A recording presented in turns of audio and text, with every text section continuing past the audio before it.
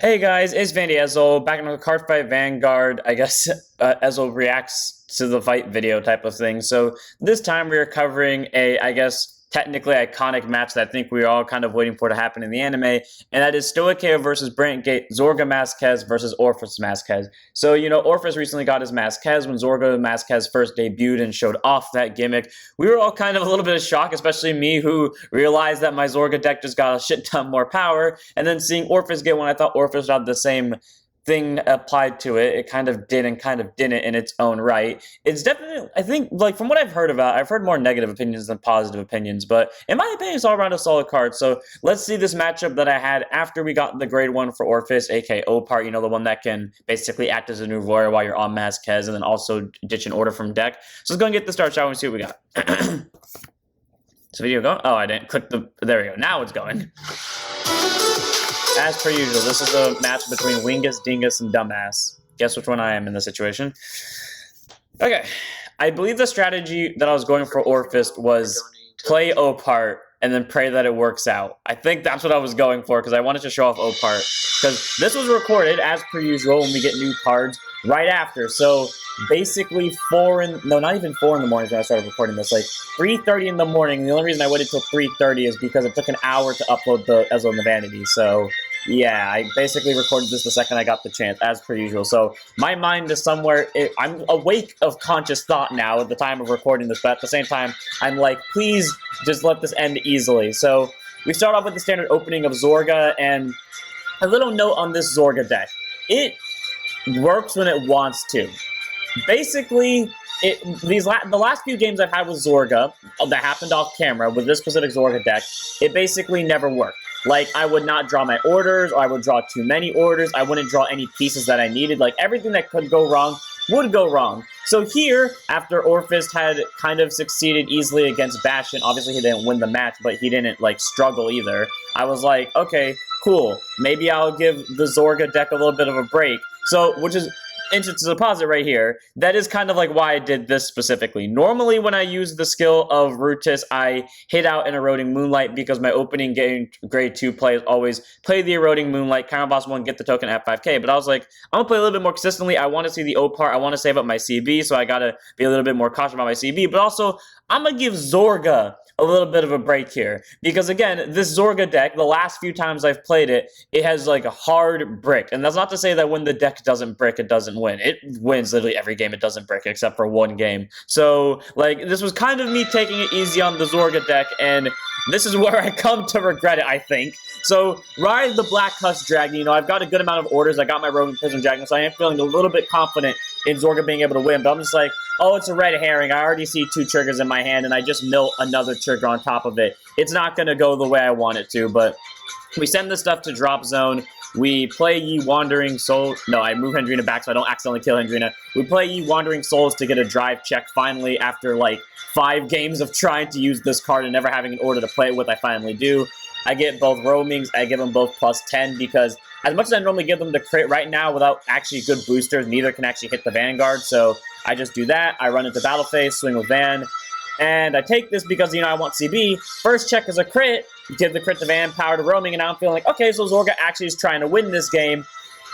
And then this happens. As that happens, I am sitting here just thinking, so Zorga's trying now. See, the difference beforehand was Zorga just saw a trigger to see a trigger.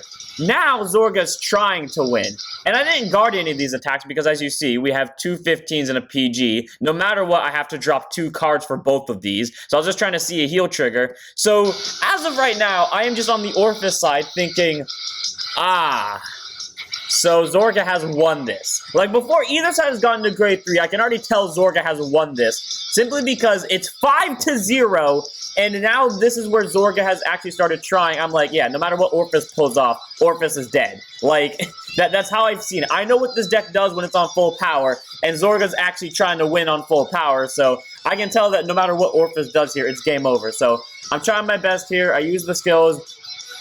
Try to set up for next turn, hoping that I maybe pull an over or a heal or something. I try to do a little bit of board setup by using Regis to kill my stuff. And yeah, at this point, I'm just like, I'm dead. I've got 3 cards of guarding power. At most, I can hit 5 if I see a draw trigger, maybe 6. Against, I definitely can't kill this turn. So, like, the best I can do is hope that I can push for near game, see a heal, see the over, maybe have some defensive options. But at this point, it's like push in. I don't swing for the roaming prison dragons because you never swing at roaming prison dragons, especially when you know Tearful Mouse wasn't dropped, because even if I wasn't playing against myself, the Tearful Mouse was discarded for the Ye Wandering Souls. All I have to do is look at the drop to realize, okay, they're going to Alchemagic that next turn. So killing the roaming prisons would do nothing but force them to call more stuff from hand to kill for targets, for the combo to call back the roaming. So I was like, ah, fuck it, and gets another roaming. Riot Mysterious Range Split to Zorga. There's 2 CB. I forgot if there's a mask in drop zone or not. I think, oh, right, that was the only thing I didn't have, the mask, and I was like, let's kill the Hendrina, try to hit into drop zone, and lo and behold, the only other mask I have in the deck, I get it. So again, I say, if it wasn't clear already to me, that pretty much guaranteed it to me that Orfist was going to win. Everything that could have gone right this game for, I mean, not Orfist going to win, Zorga is going to win. Because everything that could have gone right this game for Zorga happened. It got the triggers, it got orders consistently, it actually hit the Masques into drop zone without me having to play it. Like, everything that could go right did. So, me personally, I could already tell just by looking at this that it was game over. Now, technically speaking, I made an illegal move here. What I should have done before I called the Rogue Headhunter is paid the full cost because of how Alchemagic works. The cost gets added, and then you play the effect. So it should have been retire the 2 roamings and pay the counter boss before I call the Rogue Headhunter. But in the end, it doesn't make a difference. Both roamings still get plus 10k in a crit. The front row still gets a total of plus 25, 5 from the order, 20 from the Persona Ride plus Zorga's skill. So, like, again, I say, no matter what it's game, 2 PGs, granted it's nice, definitely doesn't stop this, because we only have a total, outside of the 2 PGs, we have 43k guard. So, I should have done the math before this. This is the only one we can actually guard this without using the PG, because these roaming prisons are both, what, 15 plus the 25, 45, like, they're both unable to be guarded by the double trigger. So I should have thrown down the double trigger. I think my reasoning was, there's going to be a trigger on top anyways, based off of history, might as well just PG this, and yeah, literally the first check was a draw trigger. So, I mean, that is a small misplay that kind of could have made the difference. Okay, well, there's the over, so it wouldn't have made the difference anyways, but, like, you know, it's in the sense of, if I was paying attention, it would have been the smarter option, really, and the only way I would have lived to the next turn as long as the trigger didn't show up.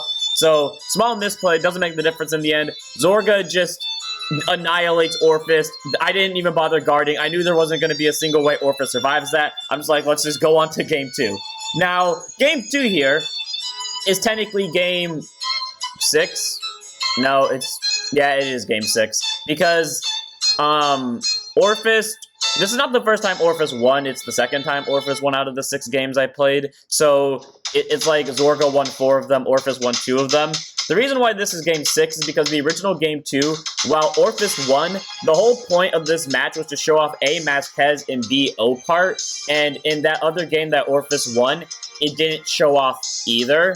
Like, it won because it sacked the over against Zorga, who was at grade 2. So, I was like, cool, there's no reason to show this game. Also, it was laggy, so I was like, there's no reason to show this game. It's not worth it. I might as well show a game where I get to show off Masques and the grade 1. So I ended up using, you know, the next few games. Lost a few times because, again, Zorga chose not to hold back. Again, I question it because, like, the last 5 games before this, Zorga just kept losing because it didn't pull anything useful. And then this game, Zorga's like, okay, so I was holding back before. Let me show you my real power. And then Zorga just refuses to let Orfist catch a break. Like, I kid you not. Everything that could go right, the triggers, the orders, the pieces seeing, everything that could go right did. I don't know what happened. I don't know why Zorga woke up today and was like, I'm gonna make this man's life a living hell, but it chose to.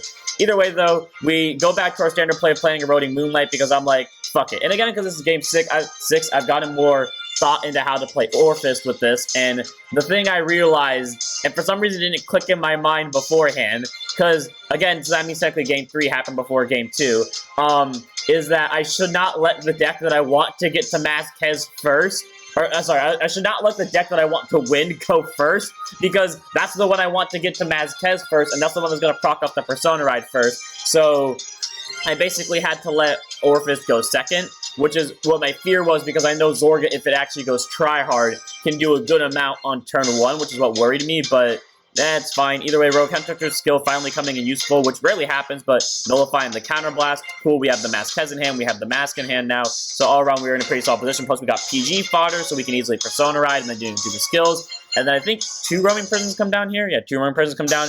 And this is what I was worried about. This is kind of why I didn't want to go first with Zorga, because I am now basically applying pressure to Orfist, and I wanted to, again, show off Orfist. So having this be my opening field, I'm like, kind of worried. I should have guarded with the 20k shield for 2 to pass. The reason why I didn't is because A, I assumed a double trigger was coming, and I mean, to be fair, crit showed up anyways. But B, I need CB, and, like, I wanted to take it because I know even though a smarter player might just go for the rear guards, and I probably still go for the vanguard anyways, I was like, I can afford to take one of them, and I can still block one of the roamings anyway, so it would have been fine. And, yeah, it kind of worked out. At the end of the day, I still only took 3 damage, but I lost a little bit more out of it. Either way, though, we are going into the Orfist turn. I don't think I have access to the Mask order yet, so I think I'm just gonna play this the way I normally play Orfist Regis, where I do the ride, I get, the Overcoming in Eternity. I try to get more numbers out of this for setup later, rather than try to find a, what's the thing called? Howling Moonlit Night. I mean, there's technically no, well, I could use this to search it, or just use Opart to send it to drop zone, but at this point, I didn't want to do that yet, because I want to secure my CB, and I think even here, I use Opart as a discard fodder, because at this point, I think it might just be better. I don't remember my logic for this. I know I call that to get the soul charge of 2 to try to hit more Regis into soul, which I was really happy for because I wanted to have fodder for Masques later on. Then I use the skill, get the token, get the 10k power. Yeah, I keep Opart in hand for discard fodder because I wanted the Masques, like I said, to show off. I need the PG because I know what's coming next turn, so I have to like keep the Opart for reasons. So I go for the swings. I try to get a little bit more consistency out of this. I retire Garunder to bounce back in order, so I'm more or less set up for the next turn. And again, I don't swing into the roamings because the only thing that would accomplish is forcing the opponent to, you know, call more cards and stop dealing them damage. And in a deck where 1 CB is more than enough to do all the plays I need, yeah, I'm not really in a good situation. But there we pulled the over. We're getting a little bit more. We're in a better situation. We can't win now because of the PGs, but we can definitely push for higher damage, and now hitting the roamings would definitely be no purpose, because again, in a deck where you're going against something that has high numbers, you want to push them to 5 as soon as possible, and while they do pull the heal and get stuff into drop zone, this is a forced PG now. So all around, we're in a good position. We forced out one of the 2 big threats. We've already pushed them to 4, and when you're playing a 5 multi-attack deck, you're pretty much in a good position. So here comes the Hendrina. Yeah, the Hendrina over the roaming prison to, you know, because even though the tier from mouse was in drop, I think I just wanted to get one in drop zone just in case of rulings. And because I'm always like 50-50 on the tier from mouse ruling, because some people say it works, most people say it does, and then some people I've heard say it doesn't, but I feel like it does work, but just in case, I always try to like get double roamings into drop zone beforehand, just so I'm good. But either way, we get the Draco Chi markers, we add numbers. This is the, well, not the only deck I run the card that searches in, but it's like the only deck I actually actively use it in, because I rarely use it in Leonore, and I try to spam it here, because I think Zorga actually wants the numbers simply because if you don't pull off the order bullshit, the numbers actually make the difference. So using Death L with here to get the search, and then also, you know, increase my order count, but also getting the Draco Tree marker. Then, of course, playing the Alchemagic to basically fill up my resources. I want the search, I want the draw and the soul charge, and then, you know, I also want the counter charge, and now I have my 2 open boards. And now that I have a Death L within hand, I can call that card, Soul Blast out another order, so I can increase my Alchemagic for next turn. Then I can still get markers out of it and basically put on pressure. So, kind of what we're looking at here right now is Zorga is set up to not kill, but put a lot of pressure on. Actually, it is set up to kill.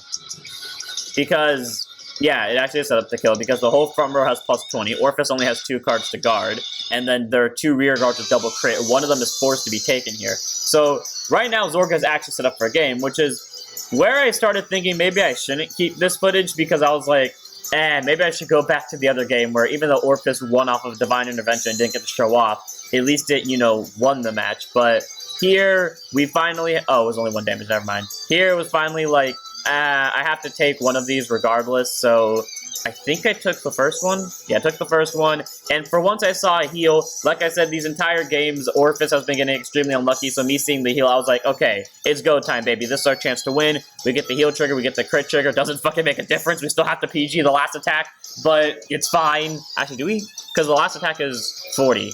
Oh, we don't have to PG the last attack. I think I still do, though, don't I? Oh, no, I was smart enough to realize it was just 40, so I just hard guard this. We're not in a good situation, though, but we do have access to, you know, the superior... No, not superior ride method, just normal ride method. So we hard ride Masques. Sadly, we don't get the persona out of it, but we do get the free, I guess, resource game by soul blasting out the Regis to draw a card. Me being a little upset after seeing the mask, one card too late, but at this point I'm just like, you know, fuck it, it's fine. Use the skill, get Eclipse Moonlight, call a rear guard, get a token, we're going for pressure. Even though we can't kill, we got 5 attacks, we can get triple drive out of one of them, and all of our attacks, or at least the rear guard ones, are going to be forcing out at least 2 cards to guard per, so this is a good situation for us to be in. Alana gets thrown down, and along with another Alana. I kind of realized it would have been better just to take this and try to see a trigger off it, but hey, it's fine, because we're still throwing down an LG Pixie for this. And now here's where it gets hard, because as long as a crit doesn't come down for Orfist, Zorga is guaranteed to live to the next turn, because, you know, they have 2 PGs. So, like, even 1 crit I think is fine, because... Yeah, 1 crit is fine, because we guard this, and then 1 crit goes to the rear guard, and then we just PG the one that has the crit on it. But 2 crits is game, though 2 crits have already been seen, so I'm feeling very confident for the Zorga side to survive this. I'm feeling a little bit worried for the Orfist side, seeing that half the hand can't guard. But, you know, we're going for pressure. Twin drive, first check is a no trigger, second check is a no trigger. And then, oh yeah, I forgot about the triple drive. That was me being an idiot, and I didn't come to think about this till I started editing. But, you know, now Zorga's in the pressure zone. Now... here's where a decision I make comes to bite me in the ass, where I choose not to run an extra Zorga in the deck that's a different name than Masques on the grounds that, I'm just going to pause the music real quickly, and I choose not to run the extra Zorga because the deck already has spacing problems, but as you saw in Game 1, when the deck actually tries to win, it does not hold back, and it does everything it needs to perfectly. Like, there's no in between. It's either it goes all in, and it works completely, or it doesn't work at all. It's no in between. It's always one or the other. So I choose not to run the other Zorga because it's pretty much guaranteed to win on the first grade 3 Masques turn, and if it doesn't, then it's guaranteed to win on the next turn because consistency is working in my favor. So this time, I didn't have another Zorga, so I couldn't bounce an order to hand, which at the end they screwed me. Don't ask me why I didn't play the Hendrina. I think I was too focused on, like, I don't have an order in hand to, you know, call the Hendrina, so it wouldn't be worth it, even though it would have actually won the game because it would have been 5k more, but I mean,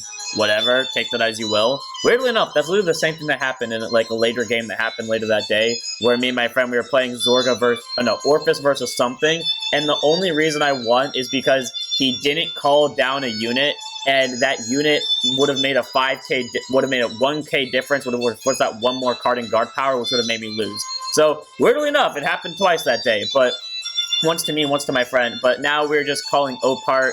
I think at this point, I was just trying to prove the point that you can still run Novorio in the deck, because if you run both, you can still make a board full really easily, and Opart isn't that great if you're stuck on Regis. So that's like why I choose to run both of them, so I can spam the board easier. But now Orfist has won, and we make it on to Game 3. Now, Game 3, again, this is actually Game 2, so, like, take it as you will, the information that I've given you so far, but I am looking at this like, okay, so Zorga went full tryhard last game. Let's be a little bit more careful. And I think this is where I've started like, okay, don't go back to the Howling Moonlit plan. Don't hold back. Don't trust Zorga. Just play the way I normally do and try to kill them before they kill me.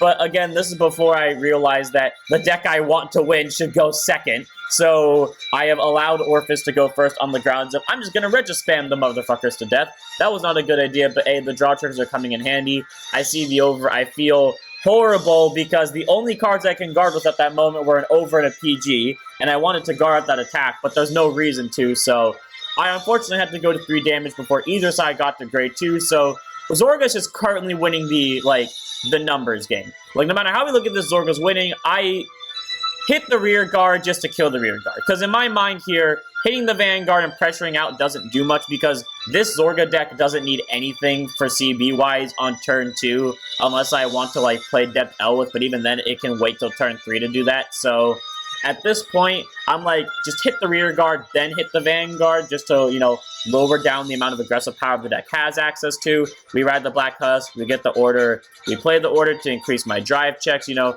We don't have another order in hand, which to any other Zorga player might be a little bit of a worrying thing, but to me, knowing that Zorga's now going try-hard, I'm like, yeah, there's nothing to worry about. I know Zorga's going try-hard. I can afford to do whatever the fuck I feel like, and the deck will probably respond in kind. Either way, though, we swing with Husk. We take this because I know it'll be fine at the end of it. I forgot there was an extra drive check, so that's, at least on both sides, it evened out. Like, I forgot there was a drive check on the Orfist side, I forgot there was a drive check on the Zorga side. We just swing. I'm trying to see triggers because, as we can tell, I can't block either of these two. The only one I could block without losing something big was this one with the 5K, but even then it was a 1 to pass, so I was like, it's not worth it. So I was trying to take both of them to try to see if I could see triggers. I don't see triggers, and I'm just like, we're in the same situation as last game. It's 5-0. Everything that could go wrong is going wrong. Like, I now have to try to get resources, so let's play this thing to try to get the order into hand, because at this point, I'm like, I'm at 5 damage. It doesn't matter if I get to, where was I going with this? It doesn't matter if I get 1 hand card. What makes the difference is if I can consistently push, force out, and then just kind of go with what I have.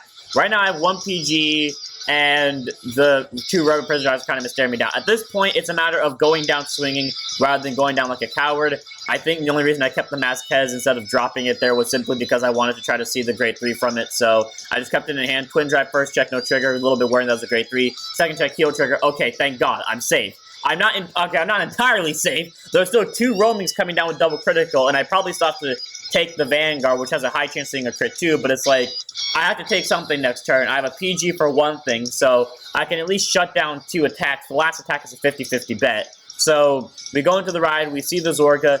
Here, I know I'm safe. I know at this point that for the Orfist side, I'm safe. Again, as I said in the Bastion Prime versus Orfist video, I said that I like to think of it from both perspectives. So, seeing this on the side of Orfist, I'm like, cool. I'm safe from Zorga's onslaught. They can't win this turn. I know Zorga's definitely safe to next turn, so I'm cool on this side. I'm cool for both sides. So right now, we're in a good situation. Both sides are forced to stay on a turn of their normal grade 3s, and sadly, that roaming prison couldn't do anything. So, you know, I'm taking a break from Zorga beating the shit out of Orfist. Now, the situation here was, I really needed the Masques to keep this even, because this is going to constantly force me to drop a hand card. Masques would have actually gained me a hand card here. It would have gave me a little bit more board presence. But, however, the one time this order doesn't give me mores is the one time I needed it. Every other time, I pull it, regardless if I need it, or want it, or don't want it, or don't need it. And the one time I actively need it, like my body's instinctively agreeing with me that I need this in hand, and I don't pull it. So now I'm like, okay, I gotta survive another big turn with I know is gonna be Masques plus the order in hand. While I'm already at 5 damage, I only have 1 PG to work with, but it's fine, I can make it through this. So we start swinging with orders, we try to push as much as we can. I know I can't kill because I see the double PGs, and I know I'm not gonna pull double crits because I know the deck doesn't like me enough to let that happen. So I just use the skill. I call the 2 tokens, or actually I call the 3 tokens. I try to do as much board presence as physically possible. I get as much numbers as possible, trying to force out the PGs. So when next turn comes around, if I get to my next turn, I can force out a little bit more number and pretty much guarantee game. But at the same time, we were risking a lot on this. I believe this is just a straight up no guard, right? Because it doesn't matter. Yeah, it's straight up no guard. Twin drive first check, no trigger. Second check, no trigger. And that's pretty much where I decide I'm dead. Like, I see the order, I see the Masques, I see half my hand is unable to guard. It's game from here, but I have a little bit of faith that maybe I can start top decking, but at the same time, I'm like, there's no way in hell I win. So stand and draw. I think I use Hendrina first. Yeah, kill the roaming, call Hendrina to mill out 3, try to hit more orders into drop zone. No target, no target, no target. But I do get a Depth Elwood, which is good because I do want the Depth Elwood who can casually search me another order, and then at the same time, get me a token, or not token, get me a marker and get 5k, because I think there's another Hendrina in drop, and I think the original plan was to call a Hendrina to try to mill the order into drop zone again, but Depth Elwood just made it better because I get the, even though I don't add something because I think I actually am out, I at least take the chance to shuffle. Oh no, I do actually search because I'm trying to see if I could, that small delay, there was me trying to see if I would have hit it from the Hendrina, but no, I search the deck, I get the marker, now I have an order in hand to use for Alchemy Magic, so I can, you know, use Ye Wandering Souls. Then I send the Mask of Hydra Gum to Soul, and we get the Persona ride, and at this point, it's game. We know there are 2 roamings and drop. We know both are coming out. We have a guaranteed plus 20 going to front row this turn, 10 from the Persona ride, 10 from Zorga's skill. And at this point, it's just a matter of how is this Chaos going to ascend to the upon the Orfist side. Remove the Zorga. We add from the drop zone to the hand Ye Wandering Souls, I believe. Right? Yep, we had Ye Wandering Souls. And then I just immediately Alchemagic, right? No other thing in between. Immediately Alchemagic, Mask of Hydra Gum, plus the Ye Wandering Souls, because I now realize that the other Mask of Hydra Gum is actually in Soul, not letting drop like I had originally planned to. So, you know, we get the top 5 search for either a Depth Elwith or a Zorga, and I believe I just add the Depth Elwith here too. Again, even though it's not deck thinning, it is the ability to shuffle and also get markers onto the board to add a little bit more numbers. But also now the Vanguard has triple drive. So again, it's pretty much game here. We've got the 2 roaming prisons coming down. Both of them are at least 25k. No, both of them are actually 35k with double critical. Actually, no, 40 flat thanks to Depth Elwith. And this side can only block one of them unless I fill in a PG on the other, meaning I have to take the Zorga.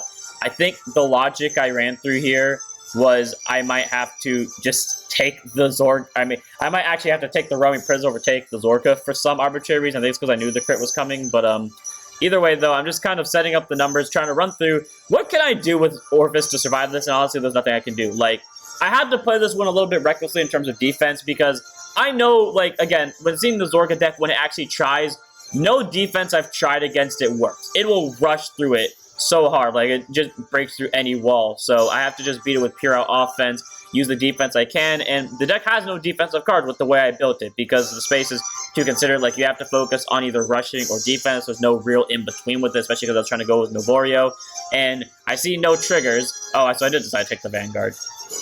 Oh yeah, because I guess I just realized the double crit was more deadly on the guaranteed, but I see the draw, I don't get anything, and that is it for the game. So, at the end of the day, Zorga has proven that it's stronger between Orfist and Zorga. That wasn't the best Orfist build I could have come up with. Again, but it's me though. Like, I don't actually try to go full all in with the builds. I go with my own personal perspective on them. My friend's actual full Orfist build, which is similar to my own actual full tryhard Orfist build, actually does really well. In fact, in the later game we did that day, his build won over mine, literally off the virtues of deck out. But, like, it was a good game, though, and I really wish I had recorded that. But point is, though, I kind of knew walking into this that either Zorga's going to lose because it doesn't try at all, or Zorga absolutely destroys Orfist because it goes full tryhard, and lo and behold, Zorga won because it went full tryhard. I tried my best with Orfist. All I could really do is try to rush them down before they rushed me down, but there was nothing much more I could do once the triggers started coming down. So, without further ado, I'm going to end this one here. I hope you guys enjoyed. Don't forget to like, comment, subscribe, join, follow Twitch, and I'll see you all in the next one. Don't forget to set up your Vanguards.